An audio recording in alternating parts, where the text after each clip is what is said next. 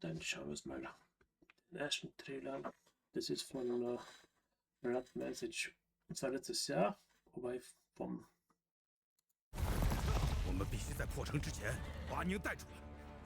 Das ist auch ein Spiel, was mich interessiert, was nächstes Jahr rauskommt. Ich glaube 27. Sieht auf jeden Fall sehr cool aus.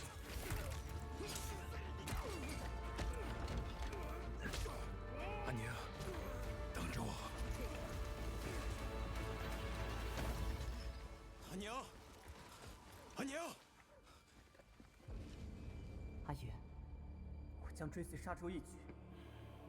去长安，你这是让他们去送死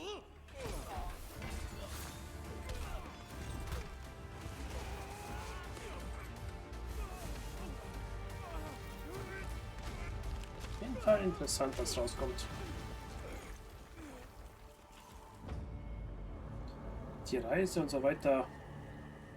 输赢成败，皆如沙上之大，风来即散，为众生之苦，长漫于天地之间。回家吧，这一切毫无意义。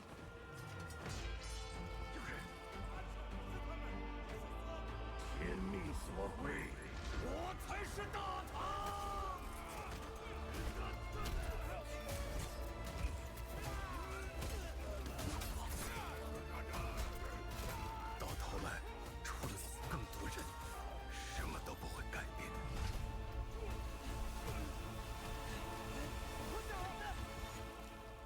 Ja, hört sich interessant aus, zu sagen, was man gesehen hat. 没有我的帮助，你走不出这片沙漠。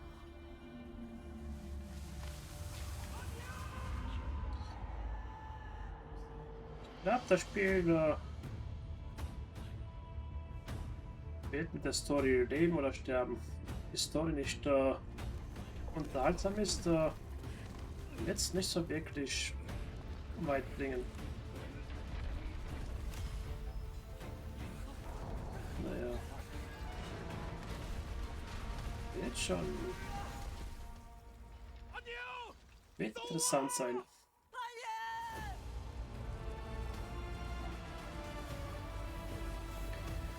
Aber ich habe gelesen, es soll irgendwann 27 oder was rauskommen.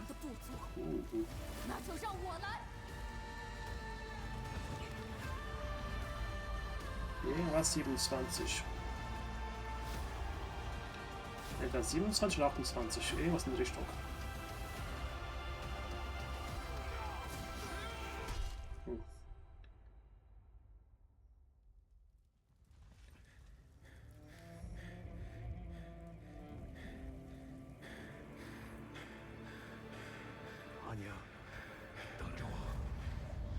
Was ich auch gelesen habe, aber schon bestimmt hat einer so geleakt, dass das neue State of Play am 3. September rauskommen soll. Aber ob das stimmt, ist die andere Sache. Mal schauen, ob es wirklich rauskommen soll. Weißt du, am Donnerstag.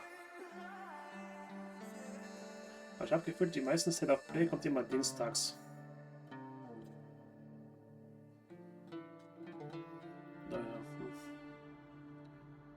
Mal gucken, ob es wirklich da rauskommt.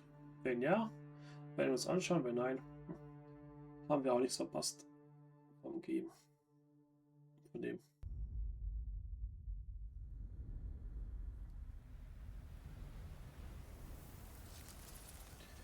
Scotty. 大唐还在的时候，丝路上的灯火。 从西域一直亮到长安，能点亮天上的星河。大唐离我们太远了，神佛还会庇佑河西吗？我是认真决定的，我还是想再试一次。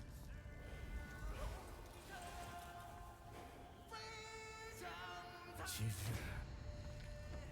我们所流的血，是为了把大唐带回来。Blood Message is an upcoming single-player cinematic Weil action-adventure game. ich denke mal, es wird wieder mit der englischen 24 Sprache Entertainment und Linan, deutscher a new Untertitel studio under werden, NetEase das Games, Game. and built on Unreal Engine 5.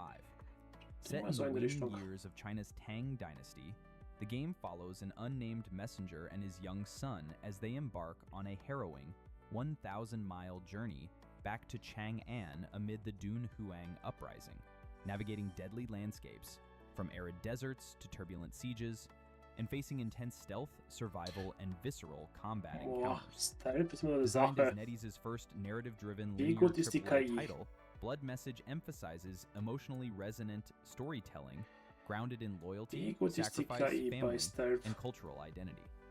With richly detailed environments inspired by Eastern and Central Asian terrains, the game blends cinematic set pieces with action and parkour mechanics reminiscent of highest-tier adventure franchises, aiming to establish NetEase's prominence in global single-player development. While no release date or platform specifics have been confirmed beyond PC and consoles, the trailer's reception and polished presentation signal a major leap forward for Chinese storytelling in the AAA space. Now you can enjoy the screenshots without any interruption. Enjoy! Ah, ich dachte, ich hätte was gelesen. Vielleicht was ein anderes Game. Vielleicht was ein anderes Game. I'm continually impressed with how many interesting and unique ideas for video Ja, das games habe ich ja still manage to heute pop out even as we've got gesehen. literally thousands Ist coming so out every year now. Metroidvania, If you haven't aber heard of wie Silver Alan Pines Wake yet, in die Richtung. it's a pixelated 2D survival horror that answers the question, what might Alan Wake be like if it were made for the PS1 in the 90s? And it's something I didn't realize I needed in my life until now. Where am I? You didn't see the sign? After playing the first hour of this creepy, stressful demon love child of Silent Hill and the Secret of Monkey Island, Sieht bis jetzt I was interessant aus. completely pulled in by the strange and unsettling story, the deceptively beautiful pixel art, and the eerie sounds and music that made each new darkened hallway that much harder to explore. Hello? Is anyone here? Though, with only a very small sampling, it remains to be seen if they'll be able to continue the momentum after a very strong opening stretch. Either way, this is already quite easily one of the most stylish and unique games of 2026. Sieht Did ja you cool find aus. him, Detective? Did you find Eddie Velvet? Eddie Velvet.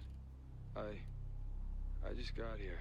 Silver Pines feels like an episode of The X-Files or Twin Peaks, stuffed into the retro shirt of a point-and-click puzzle game from the 90s.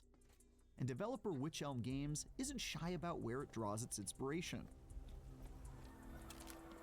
If you're a fan of the now decidedly old-school era of the original Resident Evil or Silent Hill, you'll probably feel right at home in this survival horror that's equal parts fleeing from creepy monsters, gathering and rationing supplies to keep yourself alive, and fighting unspeakable horrors when all else fails. In one section, I investigated a derelict motel filled with massive bugs and shadowy humanoids while trying to track down a missing musician. Okay, ist ein bisschen, While wie in gesagt, another, I hat spiraled Alan into Wake temporary madness as the lines blurred between reality and I found myself phasing den into times and PS1-Zeiten. places I couldn't possibly have been present for. It's the strangest thing. I feel like I'm dreaming. This is one of those slow, creeping mysteries you'll solve through the eyes of an unreliable narrator whose survival seems increasingly unlikely, even if the immediate horrors before you don't get their way. When you aren't slowly being driven to madness, you'll pick your way through light puzzles that have you searching for circuit breakers to turn on the power, use various keys and cards to access new areas, and even play a carnival game to win the prize of a key you need to pass through the motel gate? Well, that's a pretty weird security system, but okay. Wenn das nicht gewinnst, kommt nicht weiter. These simple point-and-click hurdles mostly serve as something for you to work through while looking over your shoulder for whatever's making that sickening groaning noise. But they do a good job at making even simple tasks very panic-inducing, as I learned on multiple occasions when I fumbled the wrong button and opened my inventory instead of sprinting away because some ghastly figure snuck up on me when I had my guard down. Und gut. Trying to work through little puzzles while knowing in the back of your mind that something very spooky is bound to happen any moment now reminds me a whole lot of the early Resident Evil games that Silver Pines is clearly going for, which is, of course, a very good sign. Sieht gut aus. Another familiar way Silver Könnte was Pines adds für to the John sein stress of vielleicht. surviving its levels is with its intentionally slow and imprecise combat. You'll swing at things with a box cutter and shoot firearms with the extremely limited ammo you're able to scrounge up. But enemies are oftentimes faster than you. You've got some pretty beefy cooldowns between things like swinging your melee weapon. Reloading takes way longer than you'd like. Holy. And your character is a total wimp who gets bowled over by almost any attack. Sometimes this can be a bit frustrating, like during the first boss fight where you sometimes feel like you've got no shot of outrunning some of the creepy caterpillar corpse thing's attacks, or when you just can't seem to find the time to repair your melee weapon with duct tape before the bug chasing you gets another hit in. Und tot. But it's the kind of good frustrating that builds tension in a horror game that something like Silver Pines just wouldn't be the same without.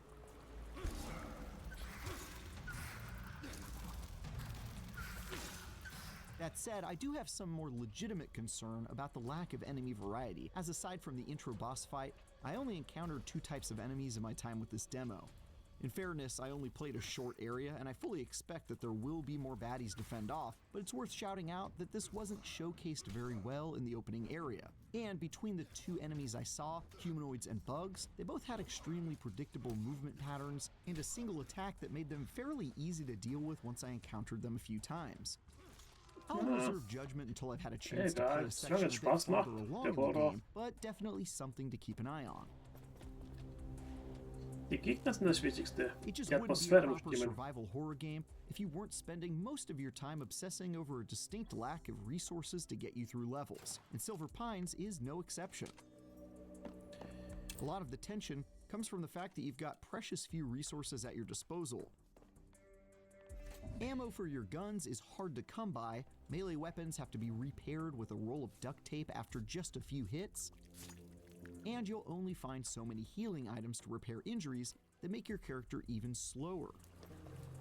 Every once in a while, you'll find a vending machine stocked with valuable items that can be bought with the spare change you find lying around, but horrifyingly, this money is also used to save the game.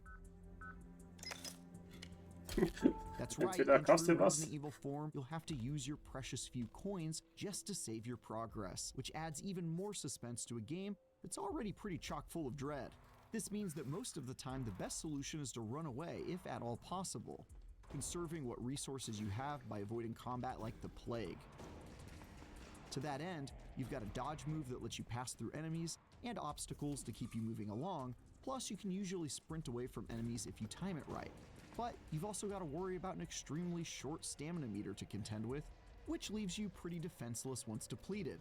Yet another resource you'll find yourself in short supply of as the waking nightmares close in on you. I mean, that's just some classic survival horror stuff right there. Warte mal, du kannst aufladen, also die Stamina. But the main Verstärken. attraction with Das ist ja Silver scheiße. Pines, so far as I'm concerned, is that the whole thing is just so dang stylish. Pixelated art is surprisingly fluid and expressive. I feel so much better now. The voice acting is off-putting and eerie, and every part of the small town you find yourself in is just so ominous and filled with little hair-raising details all over. It's utterly Lynchian stuff if I ever saw it. And despite so much of my time in this ghastly backwater being incredibly stressful, it's a place I really look forward to spending more time in. Everything about this place feels wrong. Would Eddie have stayed here? I've only gotten a taste of this harrowing and unique indie game, but what I played made me really eager to return and dive deeper into the muck of madness. It'll be the kind of moment that lasts. Ich weiß wahrscheinlich, ob die Here's Wünsche hoping it packen. delivers beyond this small sampling Oh, when mal it comes schauen. out later this year. For more, check out our recent previews Mal of schauen, Star was Wars so Zero Company Wunschliste, mal or schauen, was kommt. Onimusha Way of the Sword. And for everything else, Oh, Onimusha, stick ja. with IGN. Onimusha wird auch Spaß machen. Das kommt in 2 Wochen raus, Onimusha. Bis dahin muss ich mich Motorschön fertig werden. Ich glaube, ja. Gefühlt sind noch ein Gebiet ganz unten. Ah, das ist der offizielle Gameplay-Trailer. Kam vor 4-5 Tagen raus. Hey, Simon. Ich weiß nicht, ob Sie schon gesehen haben oder nicht. Listen. I need you to do something for me. Auch wenn ich selber nicht spielen werde. Come back to the town and put some things to rest. Aber bestimmt für John und so weiter. Oder Rappe. I've tried, but Ich hab der spielt. they need to hear it from you. They'll listen to you.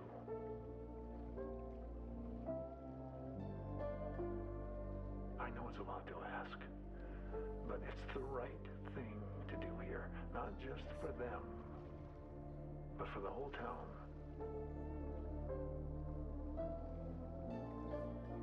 Let me know, Simon.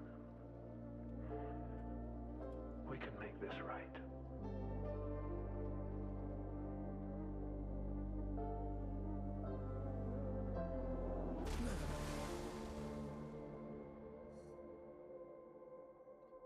Downfall.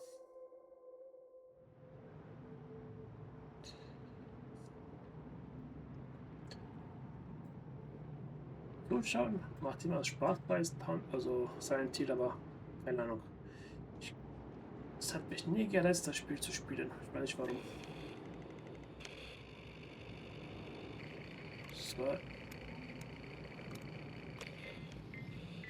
Es war irgendwie nie mein Fall.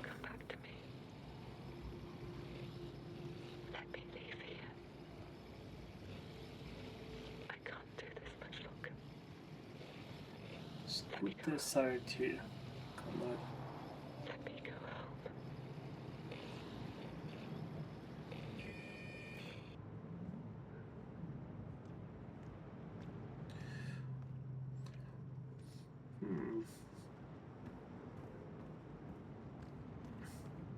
Geh in die Telefonbox rein. Vielleicht da Geld.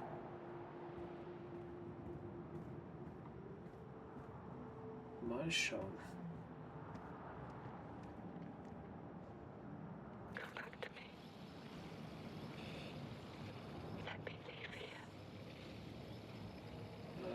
Okay. Also der sucht die Sachen.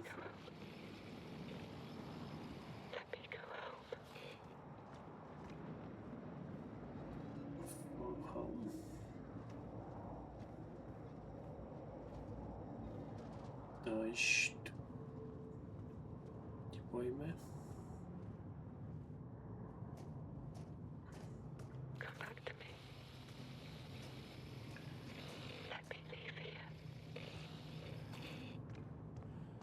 There it is. Den Haus. Aber es ist auch so, wenn nächstes Jahr nicht so wirklich viele Spiele rauskommen, will ich endlich mal die Neo-Reihe fertig machen, Dark Souls fertig machen. Und auch endlich mal die Reste-Teile. Was bei mir herumfliegt. Sherlock Holmes will ich auch noch machen. Ah, so viele Spiele. So wenig Zeit.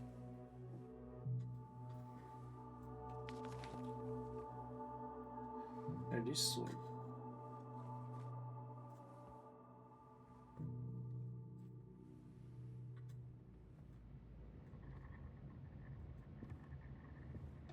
Zoe? Ja.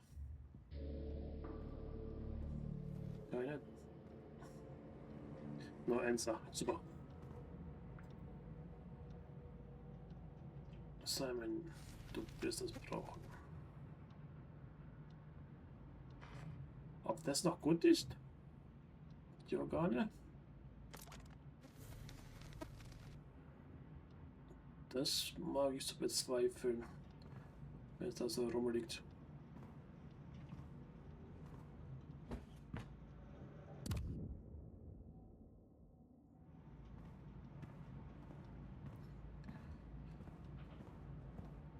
Sieht jetzt ein bisschen aus wie bei so Resident Evil und Erkunden und so weiter, aber ich weiß, was auch kommen wird bei Silent Hill. Ja.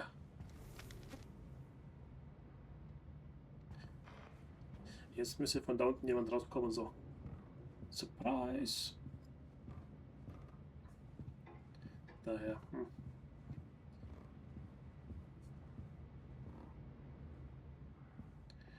Ich weiß nicht warum. Ich nichts, was so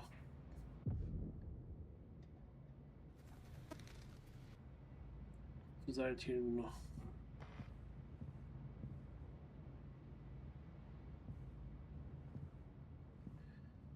Vielleicht die Spielmechanik, die Leute oder irgendwas in die Richtung. Kam irgendwie nicht dazu. Ah. Keine Ahnung wieso.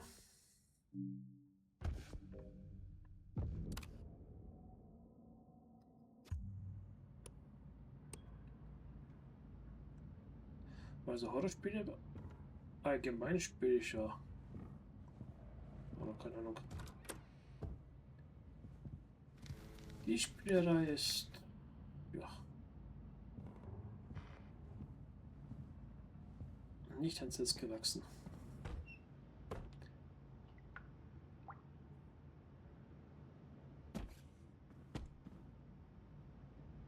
Da muss nicht alle Spiele mögen, die rauskommen. Ist das Blut? Ah. Nurse-Uniform.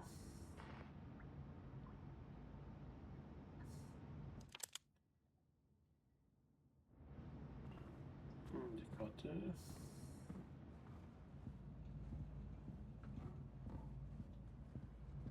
Also am Anfang wird wie es aussieht, ein ruhigeres Game. Und bestimmt kommen später so Horror-Momente, irgendwas in die Richtung.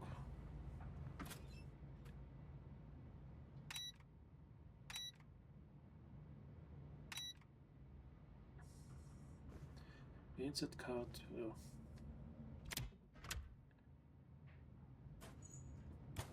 Du brauchst Geld, um Strom anzumachen? Jo.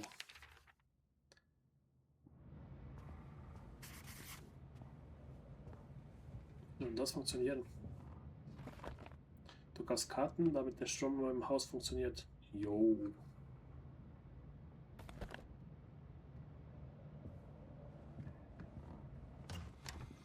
Irgendwann so 10 Dollar verbraucht, kein Strom mehr im Haus. Oder 10 Pfund, wie man es nimmt. Müsste man hier in Deutschland einbringen. Du musst Karten kaufen für Strom, um zu aktivieren.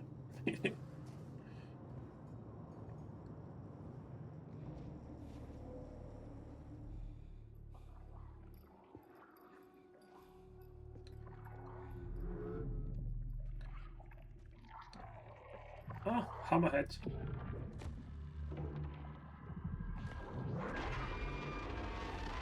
Den gibt es ja immer noch. Und wieder. What the hell is that? Ich stehe da.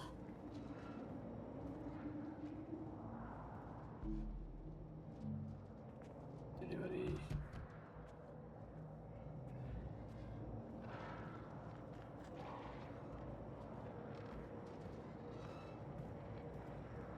Aber grafisch kann sich sehen lassen, das Spiel. Sieht auf jeden Fall sehr schön aus.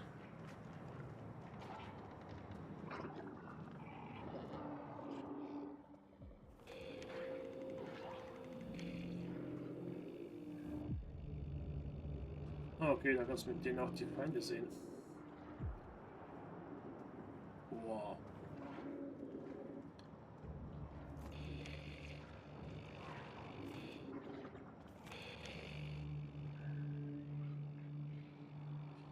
Da wäre ich raus. Ich bin Stealth. Nein.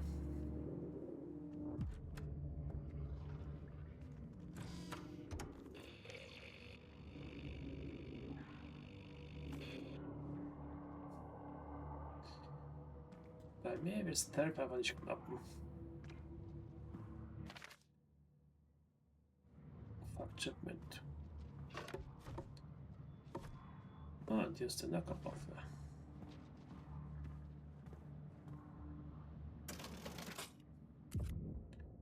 $5. Oder Pfund. $20. Liegt der auf englischen Boden.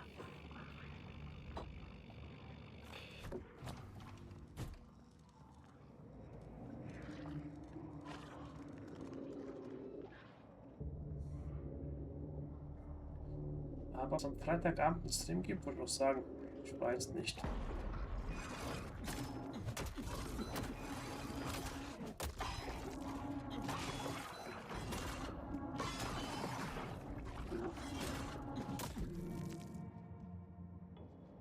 Fuck. Ich muss morgen bis 8 arbeiten, ich zu Hause bin. Ja, wird spontan sein. Werdet ihr sehen, wenn ich online komme.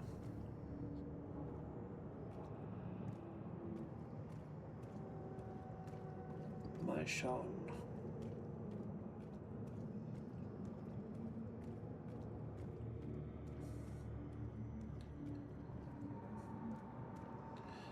Ja, ich müsste eigentlich noch das Herr der Ringe noch weiterspielen. Vielleicht gibt es jetzt morgen kurz so für 2-3 Stündchen.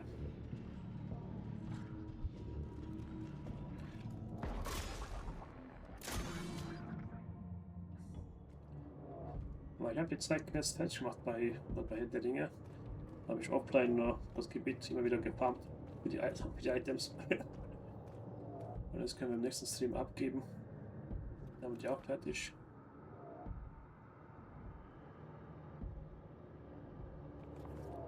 Und dann können wir zum nächsten Gebiet bei dem Spiel gehen.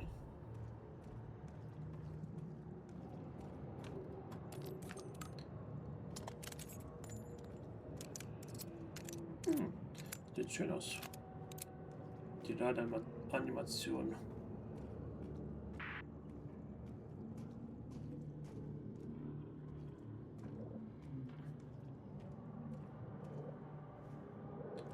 Skype.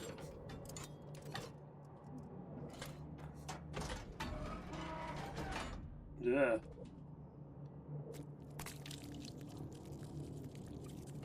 Okay, das ist ein Ziel. What the fuck? Den Rücken aufschneiden, damit du die... Okay. Damit du die aufmachst. Ja, nee, ist klar.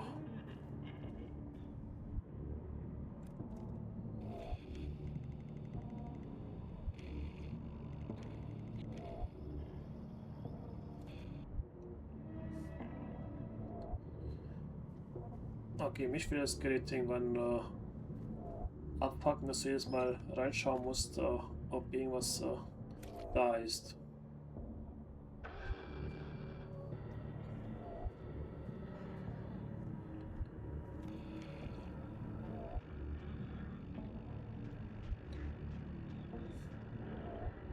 Immer wieder reinschauen.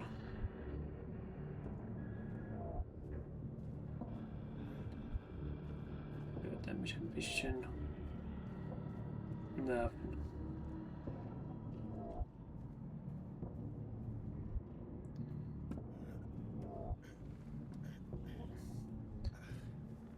Also der ist wohl, wie sagst du, ein Patient, weil er da seine Sachen in so Handrücken.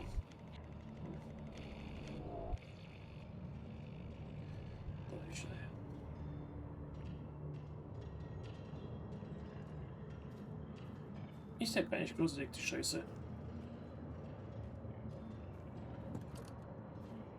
Versperrt. Immer.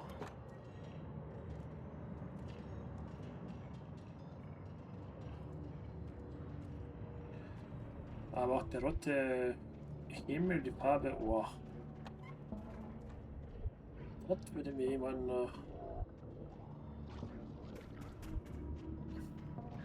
in den Augen wehtun. Das ist natürlich jetzt bei Dark Souls 1 im Lavagebiet. Zu viel Rot.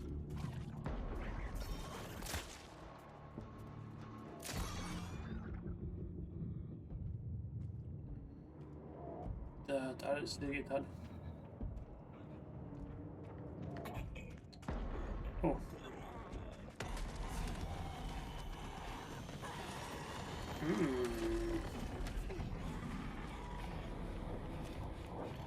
Lecker.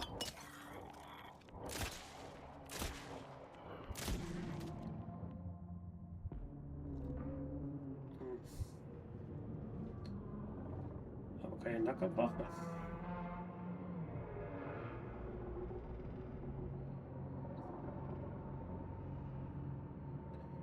Ja, das Spiel wird seinen vielen Schleichen. Munition aufsparen. Aber ist ja nichts für mich.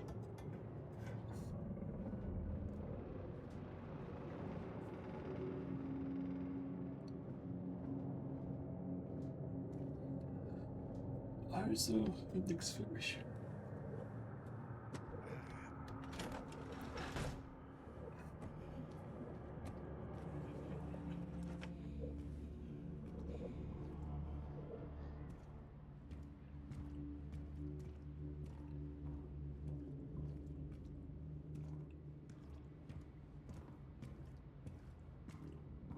Wieder so ein Hotel wie immer mit den Evil.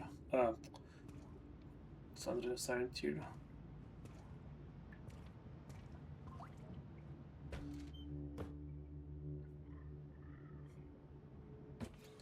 Okay, dieses du machst die Tür auf vom Schrank und wird die Kamera direkt da reingezoomt. Das ist ein bisschen. Boah. Keiner da.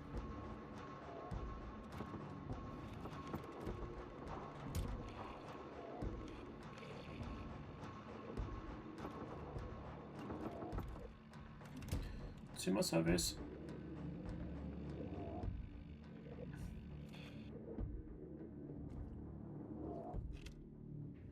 Okay, man kann die aussperren.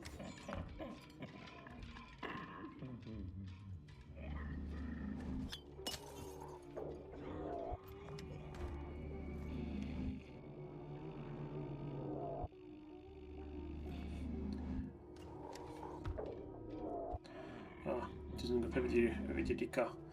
Die hören, die sehen nichts, aber sind sehr empfindlich beim Hören. Okay.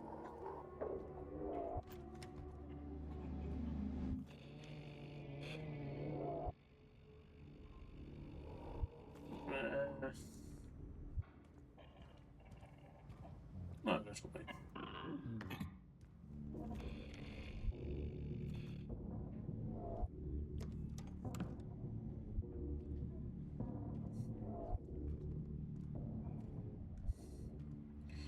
Ich weiß nicht, was ihr davon haltet. Boah. Sieht interessant aus. Spiel nein. Die Welt. Boah. Zu rot.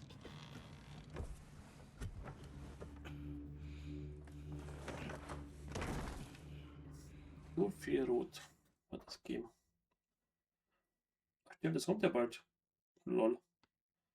Am 24. Noch einen Monat. Ja, auch von dem kommt jetzt die erste Vorschau. Tide of Annihilation. Das ist auch ein Spiel, was interessiert. In Tides of Annihilation, it isn't just London Bridge that's falling down. It's the entire city that's been razed to ruins by an unknown presence invading from a mysterious otherworld. And you're the only human survivor left to stop it. This action-adventure heavily inspired by Arthurian legend made a serious splash when it was announced early last year. But I was initially concerned that the fast-paced slash-em-up from first-time developer Eclipse Glow Games may have been all style over substance. However, after spending roughly 2 hours of hands-on time with a preview build at a recent event, I'm happy to say that Tides of Annihilation feels just as exhilarating to play as it is utterly dazzling to watch.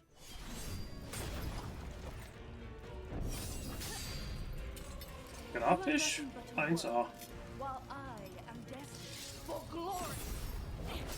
Aber die Story wird sein. Tides of Annihilation trailers have depicted a broken down Die Story und die London Kämpfe. Eye. During my hands-on demo, my investigations into its blight-riddled version of Old Blighty were restricted to a ruptured reworking of the British Museum. Referred to here as the Great Russell Museum, presumably for boring legal reasons, this iconic piece of architecture has been torn asunder, buckled and blown apart by twisting branches and rivers of red running through it. It's a unique and captivating experience to wander around das a Spiel modern will ich auf jeden structure Fall that's been spielen, so aber significantly warped by ich weiß gar other nicht. forces. It feels a bit like you hopped on the Gibt tube at schon Waterloo ein Station but accidentally got off somewhere in Elden Ring's lands between. Schreiben wäre geil. This section is apparently several hours into the adventure. Ah, okay, so bald the only verfügbar, context I aber noch had for kein why Datum. protagonist Gwendolyn had arrived inside the Noch kein museum's Datum. artifact-lined walls was that she was in search of a shard of the Holy Grail. The Grail shard is in there. Assisting in her hunt was Ninian, a young fairy with the ability to transform into a bird. She basically served as a shape-shifting signpost pointing to the next main objective. Gliding away to perch on a piece of scenery in order to subtly indicate the way forward. I wish I had wings. But I'm told by the development team that she's an extremely important character to Tides of Sieht auf Annihilation jeden Fall story. geil aus. Grafisch und so weiter. Thank goodness. I also met this bizarre pair of snake-like creatures with hands for heads that seemed like they'd slithered straight out of Jim Henson's Labyrinth. We're helping hands. But almost everyone else I encountered was desperately trying to kill me. Sieht schon manchmal cool aus. Thankfully, Gwendolyn Lustig. is supremely well equipped to conquer any contenders that stand in her way. In addition to a fairly standard suite of sword slashes, dodges, and parries, Gwendolyn has a pair of spectral knights that can be triggered with a well-timed button press to beam in out of the ether with a series of strikes that powerfully punctuate each of her attack combos. Initially, my use of these round table knights was less Camelot and more Spam-a-lot, as I gleefully button mashed my way through the less intimidating hordes that greeted me after my arrival at the museum. But by the time I found myself being tested by the demo's first boss, I'd really started to grasp the subtleties of Tides of Annihilation's setup. You can modify Gwendolyn's strikes by holding a shoulder button to uppercut enemies and juggle them in the air, perform charged attacks to deal heavier damage, trigger devastating execution moves once you've lowered an enemy's stagger meter, and once you've successfully landed enough blows, you can unleash a spectacular ultimate skill attack that rains down electrical bolts that pulverize everyone in their path. Everything feels supremely responsive to pull off, and the silky smooth animations keep it all flowing fluidly from one combo to the Also wird next. sehr viel auf dem You Bildschirm. can also get strategic in terms of Los which sein. strikes you want to employ. Gwendolyn can have two pairs of steel-covered soldiers to choose from at any one time, mapped to the left and right buttons of the D-pad so you can switch between them on the fly. Also zwei Ritter. As your stable Was of du spectral magst. sidekicks grows by unlocking new knights from defeating certain sub-bosses, you have the freedom to mix and match these pairs in order to create a loadout. As your stable of spectral sidekicks grows by unlocking new knights from defeating A night powerful area attacks adapted handling count battlefields. Visit off-blade throne to change noise. Ah, geil ist. Aber die Bilder sehen schön aus. certain sub-bosses, you have the freedom to mix and match these pairs in order to create a loadout that best suits your personal playstyle. You might want to pair the short-range specialties of the scythe-wielding Bedivere with Gawain's ability to teleport straight to targets, for example. Or perhaps you'd prefer to partner the guard-breaking attacks of Palamedes with Kay's ability to temporarily freeze opponents and buy you some breathing space during a battle. There were 5 knights available in my demo, but the developers told me that was just a small sample of the roster that will be available in the finished game. And I'm excited to see how creative the combat can become as Gwendolyn's gaggle of guardians grows. Although it might sound like quite a lot to manage, Tides of Annihilation's greatest magic trick is that it puts you in charge of this spectral horde of King Arthur's cronies without ever bogging down a fight with any form of fiddly micromanagement. Its combat is consistently up-tempo, Ja, never stimmt, ändert ist sacrificing mit any den speed ganzen in favor of strategic flexibility. NPCs, was du dabei hattest wegen der Angriff. Getting your combinations of knights right and efficiently employing their support skills is crucial in order to overcome Tides of Annihilation's beefier boss encounters. And there were 2 main story villains to overcome in my demo. After battling my way to the museum's Egyptian wing, I was suddenly teleported into a sand-swept desert realm and pitted head-to-head with the polearm-toting Anubis, who unleashed devastating tornado attacks upon a perilous pair of platforms that made up a giant set of scales. Aber die Bosse in Enderlilies war Later schon on, I faced off hart. against the surprisingly nimble Mordred inside the museum's library in an extremely cinematic multi-phase fight.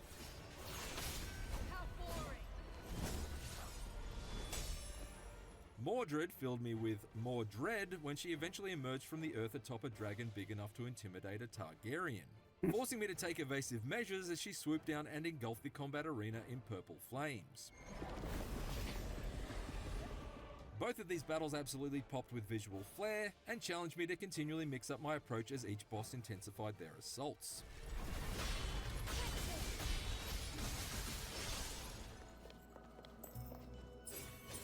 Gwendolyn's armor-suited allies aren't just handy friends to have in battle. A number of their unique abilities can also be employed while exploring the world around her. Speaking of which, here comes practice. The archer, boars, can be used to fire rope arrows in order to create new paths with zip lines. Or to fire a cleaving bolt to tear through ropes that may be suspending treasure chests from a ceiling. Exactly what I need. Meanwhile, the burly Palamedes has more useful functions than a smartwatch, since he can punch through cracked walls or lift heavy doors to open up hidden rooms, as well as drag stone columns or raise heavy crates to create a platform towards objects that are otherwise out of reach. The implication is that each spectral knight that Gwendolyn recruits to her cause will open up new methods for navigating Tides of Annihilation's environments, potentially leading to a Metroidvania-style structure where you're consistently given reasons to revisit earlier areas in order to unlock secrets that were previously inaccessible.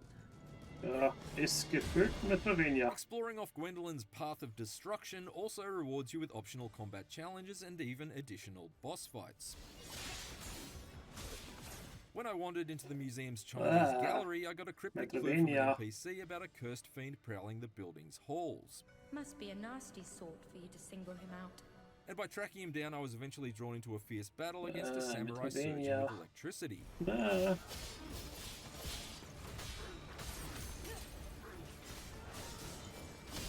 Later on, after I'd shifted into the desert realm, I explored the scenes surrounding the museum only to be set upon by a particularly tough tormentor who was able to tear portals through time and space in order to perform devastating darting attacks that ambushed me from opposing sides of the arena. Oh. Elsewhere, there was the odd environmental puzzle to pause and ponder over, including a pretty novel brain teaser that involved manipulating the pieces on a giant double-sided chess set. Aside from being fun in their own right, completing these optional puzzle and combat-oriented challenges earns Gwendolyn everything from more damaging swords to sturdier sets of armor, as well as special badges that can be equipped to grant her additional buffs. When I was felled during a gravity-defying platforming section right at the climax of the Mordred encounter, I was certainly glad that I'd equipped the badge that brought Gwendolyn back to life with half her health, so that I was able to keep calm and carry on with the rest of the fight. Nur das Problem, das einzige, was ich gespielt habe, war von Wolf gewesen, was mir gegeben hat, also Wunschspiel.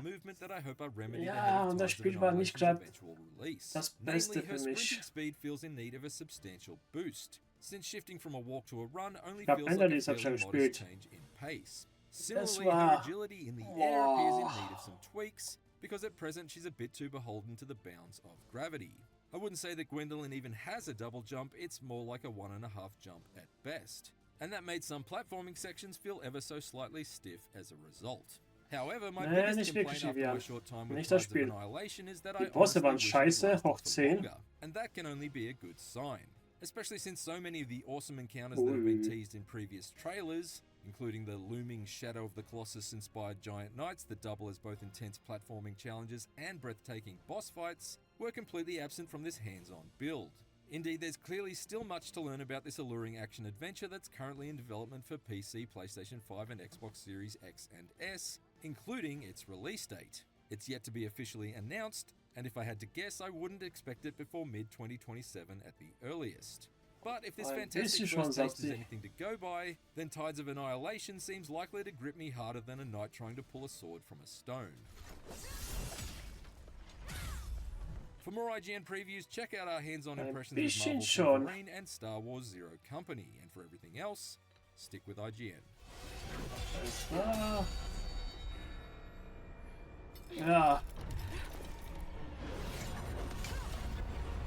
Ja, es sieht so wirklich nach Metroidvania aus. Ein bisschen so... Erkunden, schön und gut. Der neue Trailer, Tony Muscha. In 2 Wochen geht's los. Ich freue mich drauf. Blutwalker auch.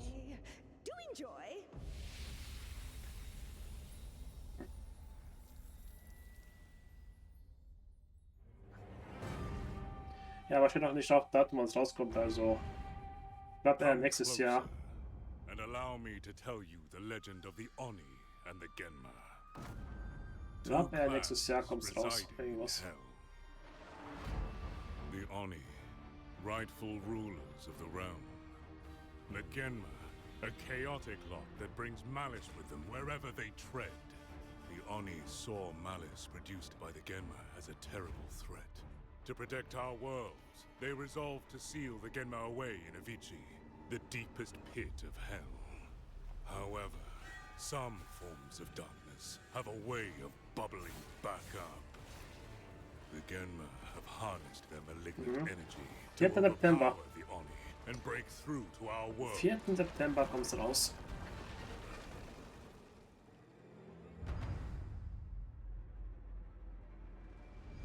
The insidious Genma are dark creatures who gain strength from the atrocities they inflict upon the land. Thriving in chaos, their unrelenting horrors envelop our world in a malice that weakens the barrier between hell and earth. Die Demo war schon cool. Zwar The kurz. Oni are the ancient clan who rule over hell. Zwar kurz, aber es war gut gewesen. They fight tirelessly alongside chosen humans to keep the Genma from escaping the abyss of Avicii. Der Oni Gauntlet. The Oni identify the strongest humans to protect our world and maintain the purity of the land. Ja, grafisch sieht auf jeden Fall sehr geil aus. Bestowing humans they deem worthy with the power of the Oni Gauntlet, a weapon that grants humans the power of the Oni. With it, they can accomplish feats beyond human limitations, allowing them to defeat Genma in battle and absorb their souls to unlock a greater power, while purging malice from the land. Ja, aber die Demo war gefühlt, wenn du den Boss schnell geschafft hast, halbe Stunde. Das hochkommt. Ein bisschen kurz. Hätte ein bisschen länger sein können. Vielleicht 1-2 Even the Stunden. strongest of humans inevitably fall to the weakest Genma. Thus, the Oni Gauntlet was forged. Those who don the gauntlet become the Onimusha, warriors who fight like hell to slay Genma and heal the land of their malice. The Onimusha harness the power of death in each battle. It's the souls of the slain Nicht Genma wundern, that feed ich the glaub, Oni Gauntlet in ein and paar awaken Minuten abilities that wird transcend wieder mein what Internet humans are capable of. abhacken. Neu And starten. even defy death itself. Transforming those who wield the gauntlet from otherworldly to unimaginable. But the price of this immense power may come at the cost of one's own humanity. So, each Onimusha must meditate on what true strength really means if they wish to unleash the gauntlet's full power. Only those who stay true to the way of the sword, who stand unmoved in the face of unimaginable horrors and steadfast in their pursuit of true strength, will be able to master the gauntlet. Weil für 70 € will ich schon was erleben für das Spiel. Das kostet ja 70 € das Spiel. Ah, guck mal, Sapsi, für nächste Woche gibt es einen Stream außer Ding dort, ist nicht dort. Mortal Shell Resonance App Black Tail habe ich schon installiert für nächste Woche. Kommt, glaube ich, am Donnerstag oder Freitag? Ne, Mittwoch, Donnerstag, irgendwas in die Richtung. Kommt es raus. Werden wir uns mal anschauen. Ein Stream, wie das Spiel sein wird. Ja, der neue Gameplay-Trailer zu Black Myth Song